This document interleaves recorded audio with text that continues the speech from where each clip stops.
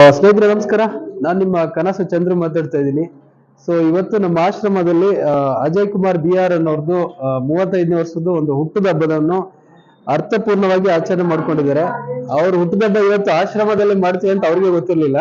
ಯಾಕೆಂದ್ರೆ ಇವರು ಅವ್ರ ಫ್ರೆಂಡ್ಸ್ ಎಲ್ಲರೂ ಅವ್ರಿಗೆ ಸರ್ಪ್ರೈಸ್ ಕೊಟ್ಟು ನಿನ್ನೆಯಿಂದ ಅವ್ರಿಗೆ ಒಂದು ಪ್ರಿಪರೇಷನ್ ಮಾಡಿ ಇವತ್ತು ಆಶ್ರಮಕ್ಕೆ ಕರ್ಕೊಂಡ್ಬಂದು ಅವ್ರಿಗೆ ಒಂದು ಕೇಕ್ ಕಟ್ ಮಾಡಿ ಹಿರಿಯರ ಆಶೀರ್ವಾದ ಮೇನ್ ಆಗಿ ಸಿಕ್ಕಿದೆ ಅವ್ರಿಗೆ. Wish you happy birthday Ajay Kumar ಅವ್ರಿಗೆ. ಓಕೆ, ಸೊ ಹೇಗ್ ಅನ್ನಿಸ್ತು ನಿಮ್ಗೆ? ಇಷ್ಟೊಂದ್ ಜನ ಊಟ ಹಾಕ್ಸಿದೀರಾ, ತುಂಬಾ ಖುಷಿ ಆಗಿದೆ. ಅವರು ಊಟ ಮಾಡ್ತಾ ಇದಾರೆ, ನಿಮ್ ಫ್ರೆಂಡ್ಸ್ ಎಲ್ಲ ಖುಷಿಯಾಗಿದ್ದಾರೆ. ಏನ್ ಅನ್ನಿಸ್ತು ನಿಮ್ಗೆ? ತುಂಬಾ ಖುಷಿ ಆಯ್ತು. ಇದು ಅನ್ಎಕ್ಸ್ಪೆಕ್ಟೆಡ್, ಎಕ್ಸ್ಪೆಕ್ಟ್ ಮಾಡ್ಲಿಲ್ಲ. ನಾವ್ ಅನ್ಕೊಂಡಿದ್ವಿ ಬರೀ ಪಾರ್ಟಿ ಗೀಟಿ ಅಂತ, ಈ ತರ ಇರುತ್ತೆ ಅಂತ ನಂಗೆ ಅನ್ಕೊಳ್ಲಿಲ್ಲ. ತುಂಬಾ ನನ್ಗೆ ಖುಷಿ ಕೊಟ್ಟಿದೆ. ನಿಮ್ ಫ್ರೆಂಡ್ಸ್ ಬಗ್ಗೆ ಏನ್ ಹೇಳಕ್ ಇಷ್ಟಪಡ್ತೀರಾ? ಅವರೆಲ್ಲ ಇದೆಲ್ಲ ಕಾರಣಕ್ಕೆ ನನ್ನ ಫ್ರೆಂಡ್ಸ್ ಕಾರಣ. ನನ್ ಪ್ಲಾನ್ ಅಲ್ಲ, ಎಲ್ಲ ಇವ್ರದೇ ಪ್ಲಾನ್.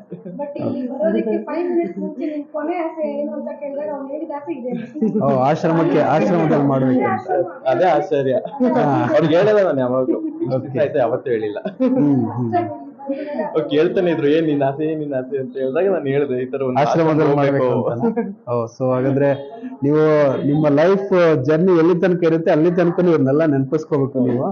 ಯಾಕಂದ್ರೆ ಇವತ್ತು ನಿಮ್ಮ ಆಸೆನ ಅವ್ರು ಇವತ್ತು ಪೂರೈಸಿದ್ದಾರೆ. ಸೊ ದಯವಿಟ್ಟು ಯಾರು ವಿಡಿಯೋ ನೋಡ್ತಾ ಇದ್ದೀರಾ ಶೇರ್ ಮಾಡಿ.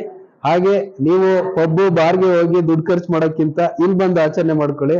ಇವರೆಲ್ಲರೂ ಒಂದು ಹೊತ್ತು ಹೊಟ್ಟೆ ತುಂಬ ಊಟ ಮಾಡ್ತಾರೆ. ಹಾಗೆ ನಿಮ್ಗೂ ಕೂಡ ದೇವ್ರು ಒಳ್ಳೇದ್ ಮಾಡ್ತೀನಿ ಅಂತ ಹೇಳ್ತಾ ಎಲ್ಲರೂ ವಿಡಿಯೋ ಶೇರ್ ಮಾಡಿ ಸ್ನೇಹಿತರೆ.